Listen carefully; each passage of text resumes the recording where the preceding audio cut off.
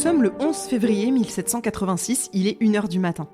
Dans une salle du présidial de Reims, une femme de 49 ans est assise face au juge Jean-Thierry Gautier et ses assistants. Elle s'appelle Jeanne de Lausanne, on la surnomme la Grande Jeannette à cause de son mètre 80 qui impressionne. Elle a été condamnée à mort 3 semaines plus tôt pour avoir organisé le massacre du moulin de Cuissat. 7 personnes assassinées, 4 hommes, 1 femme et 3 enfants. Mais avant de mourir, Jeanne doit subir une dernière épreuve, la question préalable, la torture judiciaire. On va lui briser les jambes à coups de coins de bois pour lui arracher des aveux. Et elle entrera dans l'histoire comme l'une des dernières personnes légalement torturées en France avant l'abolition définitive de cette pratique. Je suis Camille Debreuil et je vous raconte aujourd'hui les crimes oubliés de la Grande Jeannette.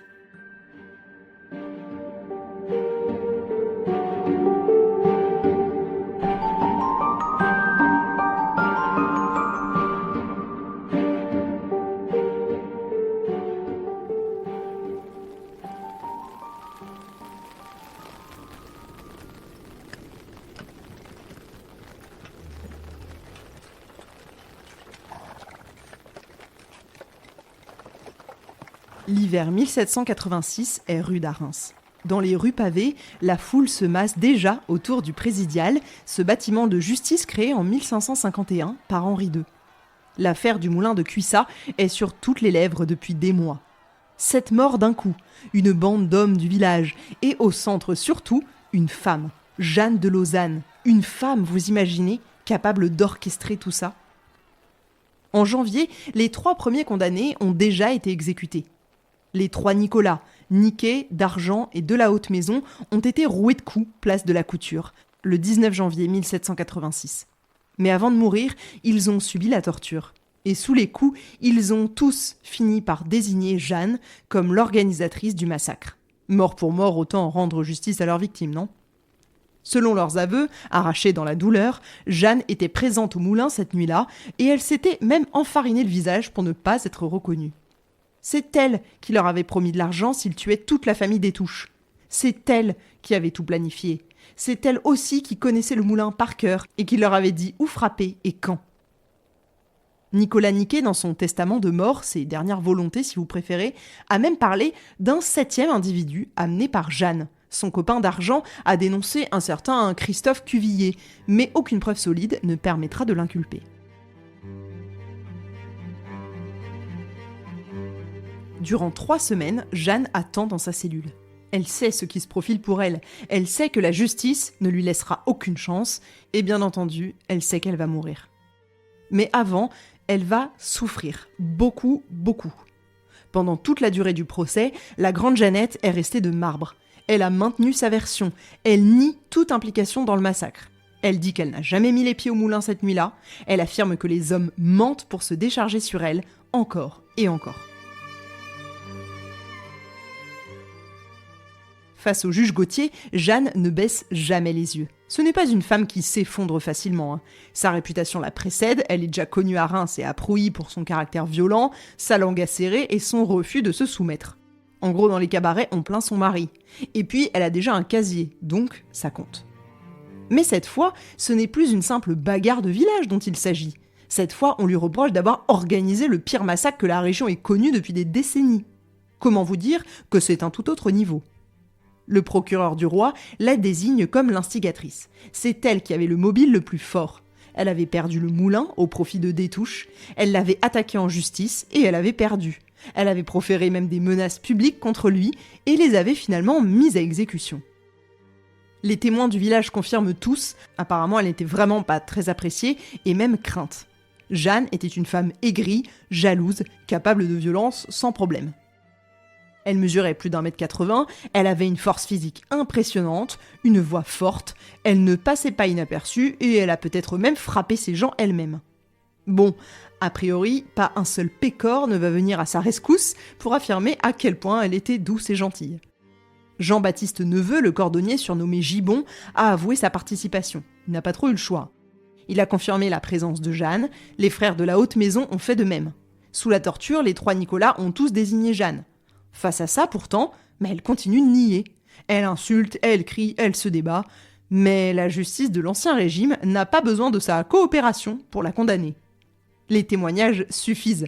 Les aveux des complices qui se croisent ont finalement eu raison d'elle. Lorsqu'on sort Jeanne de sa cellule, il est 1h du matin. Elle est conduite dans une salle du présidial où l'attendent le juge Gauthier et 2 de ses assistants. 2 prêtres sont également présents, les pères Thierry et Marlin. Leur rôle est d'assister spirituellement Jeanne, de l'encourager à se confesser et à révéler la vérité avant de mourir. Avant de commencer, Jeanne est examinée par 3 médecins. Les docteurs Rossin, Le Camus et le chirurgien Pierre Museux, celui-là même qui avait tenté de sauver les petites filles des Touches quelques mois plus tôt. Ces médecins doivent déterminer si Jeanne est physiquement apte à subir la torture. C'est quand même une grosse blague ce process, comme si on pouvait être apte à souffrir encore plus. Bon, il la déclare apte, il signe le papier et la torture va pouvoir commencer.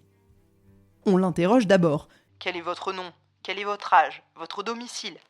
Jeanne répond calmement. Puis on lui demande « Avez-vous participé au massacre du moulin de Cuissat ?» Elle nie, encore une fois, c'est non. Alors commence la question ordinaire. Selon moi, le supplice des brodequins est l'une des tortures les plus atroces de l'Ancien Régime. On dispose 2 planches de part et d'autre de chaque jambe de la condamnée. On lie l'ensemble avec une corde, puis à coups de masse, on enfonce des coins de bois entre les 2 planches centrales. À chaque coin enfoncé, les planches se resserrent, puis les os finissent par se briser sous la pression. Le bourreau saisit son marteau. Il frappe le premier coin. Jeanne hurle. Puis elle avoue. Oui, elle était au moulin cette nuit-là. Oui, elle a participé au massacre avec Nicolas d'Argent, Niquet, et Jean-Baptiste Neveu, Nicolas et Joseph de la Haute Maison aussi. Mais elle nie la présence d'un 7e complice. Le bourreau frappe un 2e coin. Jeanne change son récit. Elle se décrit vêtue d'un bonnet blanc lors des événements, contrairement à ce qu'ont dit les complices, comme si c'était important. Puis elle se rétracte complètement. Elle nie son implication. Elle dit qu'elle parle sous la douleur et que ce qu'elle dit n'est pas vrai. Un 3e coin est enfoncé. Jeanne avoue de nouveau. Elle confirme qu'ils étaient armés de masses et de barres de fer. Mais elle continue à nier l'existence d'un 7e complice. Après le 4e coin, Jeanne change encore une fois de version. Elle prétend avoir commis les meurtres, mais seule. Puis, elle explique finalement qu'elle n'a eu que 5 complices. Elle devient folle. 4 coins, c'est la limite de la question ordinaire. Mais le juge Gauthier veut en savoir plus. Alors, il ordonne la question extraordinaire. En gros, c'est un rap de torture si on n'a pas eu la réponse qu'on attend. Et là, ils sont restés sur leur faim, dis donc. Le bourreau frappe donc un 5e coin. Jeanne hurle qu'elle a tout fait toute seule. Au 6e, elle répète la même chose. Après le 7e et le 8e coin, Jeanne revient sur sa version initiale. Elle était accompagnée de 5 complices déjà condamnés, mais elle continue à nier l'existence d'un dernier complice. Le juge Gauthier ordonne enfin qu'on la détache. Jeanne est allongée sur un matelas, ses jambes sont brisées. Elle ne peut plus bouger, le juge l'interroge une dernière fois. Y avait-il un 7e complice ? Jeanne fait non de la tête. En raison de ses blessures, elle ne peut même plus signer le procès verbal. On note simplement qu'elle a été incapable d'apposer sa signature. Super. Donc on se demande à quoi sert cette procédure. Si le torturé n'est pas encore mort, il n'est même plus en état de signer. Il est environ 2h du matin. On charge Jeanne complètement abrutie par la douleur sur un chariot. Ses jambes brisées pendent dans le vide. Elle est conduite de la salle de torture vers la place de la Couture, aujourd'hui place Drouet d'Erlon, où l'attend l'échafaud. Sur le chemin, un prêtre l'accompagne. Il tente de la convaincre de se confesser, d'avouer ses péchés, de demander pardon à Dieu avant de mourir. Jeanne refuse. Elle ne se confessera jamais. Place de la Couture, la foule est immense malgré l'heure avancée de la nuit. Des centaines, peut-être des milliers de personnes se sont massées pour assister à l'exécution. Dans la masse, on distingue 2 hommes enchaînés, Jean-Baptiste Neveu et Joseph de la Haute Maison, les 2 condamnés aux galères. On lit la sentence à voix haute. Jeanne de Lausanne, reconnue coupable d'avoir organisé et participé au massacre du moulin de Cuissat, est condamnée à être pendue jusqu'à ce que mort s'ensuive. Le bourreau fait son travail, Jeanne est pendue, puis carrément étranglée. Elle meurt peu après 2h du matin, le 11 février 1786.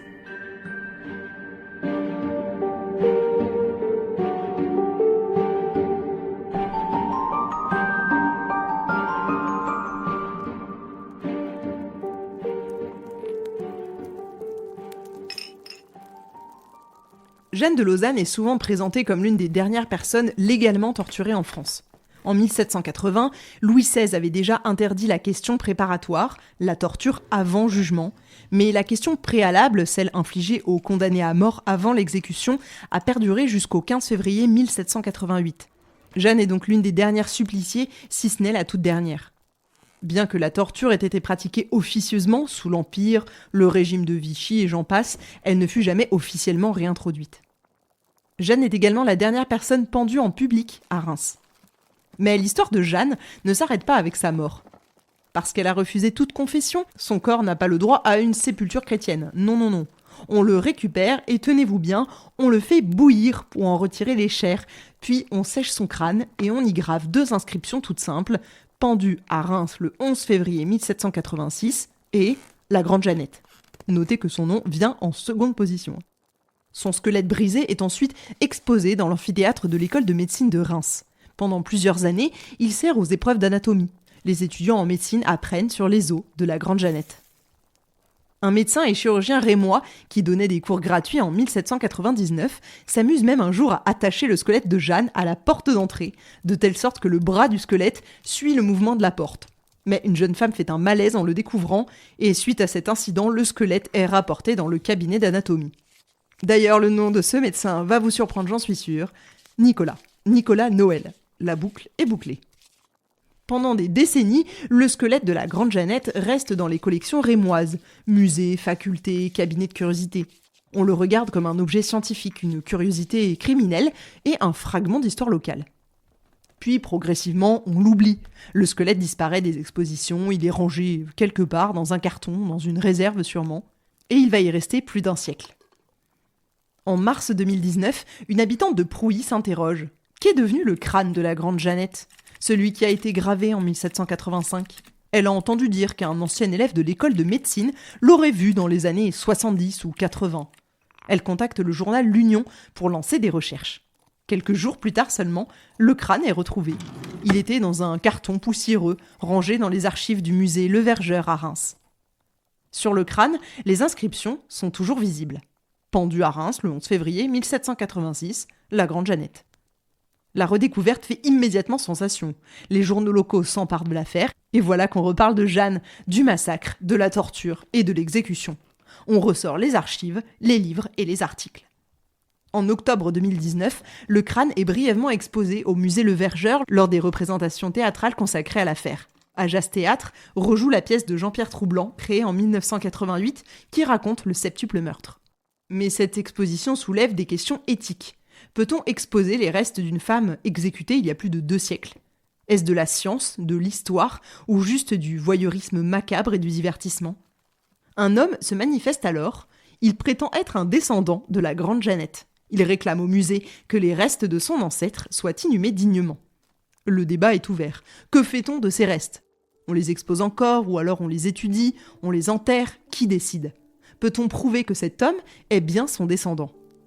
C'est possible, parce que ce que je ne vous ai pas dit, c'est que la Grande Jeannette était maman.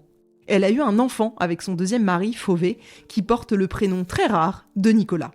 Il avait 22 ans en 1785 au moment des faits. Je n'y étais pas, mais je crois très fort que le tout dernier complice qu'elle a voulu protéger de sa vie, c'est lui. L'affaire de la Grande Jeannette nous parle de plusieurs choses. D'abord, elle nous dit tout de la violence sociale dans une France d'Ancien Régime au bout du rouleau. En 1785, le royaume est fragile, endettement massif, tension sur les prix du grain, rumeurs de spéculation, moulin au cœur d'une économie de survie. Dans ce contexte, un moulin comme celui de Cuissat n'était pas juste une petite entreprise familiale, c'était un enjeu de pouvoir, un lieu qui rassemblait toutes les jalousies, un symbole de réussite ou d'échec en fonction de là où vous vous trouviez. Quand une bande de ruraux décide de massacrer toute une famille pour reprendre ce qu'ils estiment être à eux, c'est tout un petit monde qui implose. Ensuite, elle nous parle de la justice et du spectacle qu'elle offre, et ce, je crois, à toutes les époques. Le procès de Jeanne, la torture publique, la pendaison devant la foule, tout cela fait partie d'un système où la peine n'est pas seulement une sanction, mais un avertissement, un exemple. On pendait bien les pirates aux abords des ports pour envoyer un message fort à ceux qui passaient par là. Donc on torture, on pend, on expose les corps pour que personne n'oublie, pour que chacun voie ce qui arrive à ceux qui défient l'ordre établi. Mais en 1786, ce système est déjà condamné. Louis XVI a commencé à abolir certaines formes de torture. 2 ans après la mort de Jeanne, en 1788, la question préalable sera définitivement supprimée. En 1789, la Révolution balayera tout l'édifice pénal de l'Ancien Régime. Jeanne de Lausanne meurt finalement à la charnière de 2 mondes. Cette affaire nous parle aussi de mémoire, de la paysanne exécutée en 1786 au crâne retrouvé dans un carton poussiéreux en 2019. L'affaire de la Grande Jeannette traverse 2 siècles de fascination pour le crime. On en fait des complaintes, des articles, des livres, des pièces de théâtre et maintenant des podcasts. Jeanne de Lausanne, la Grande Jeannette, n'aura finalement jamais vraiment quitté Reims. C'est la fin de cette saison de Crimes oubliés, consacrée à l'affaire de la Grande Jeannette et au massacre du moulin de Cuissat.